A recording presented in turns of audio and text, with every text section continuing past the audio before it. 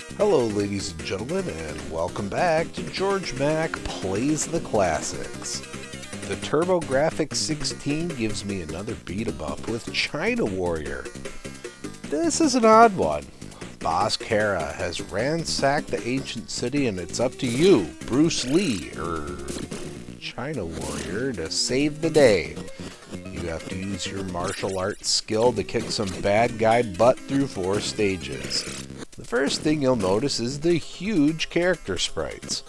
I could only imagine what people thought of this back in 1989. I mean, I could read magazine reviews at the time, but I'm lazy. Well, just a peek.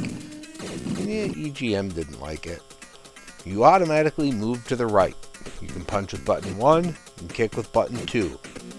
And you're going to need to in order to knock all the bad guys and obstacles out of your way. You can duck and punch, but no sweep kick. Jump and do a front kick, or if you jump diagonally, might be able to do a better kick.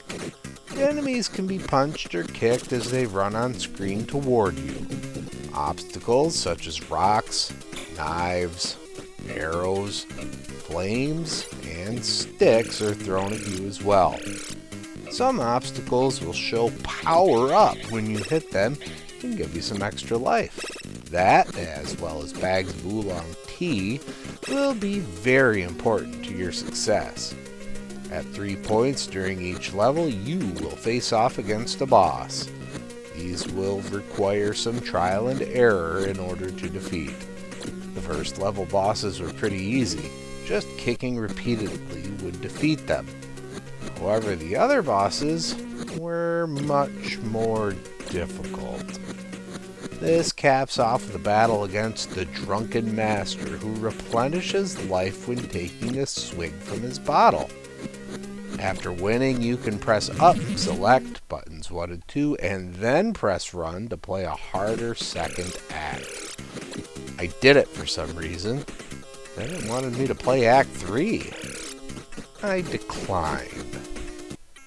When it comes to grading China Warrior on TurboGrafx 16, graphics get a 2.0. You have to give it to the big sprites, but they aren't animated particularly well, and the backgrounds aren't great, but there's novelty. Sound gets a 1.0. Music and sound effects aren't anything special. It all sounds generic. Gameplay gets a 1.0. There's a special punch when fighting bosses, but getting it to register was incredibly hit or miss. Everything else is super plain. Difficulty gets a 1.5. You have to memorize the enemy and obstacle spawns, then you'll win with no problem. The bosses might give you problems though. Fun factor gets a 1.0.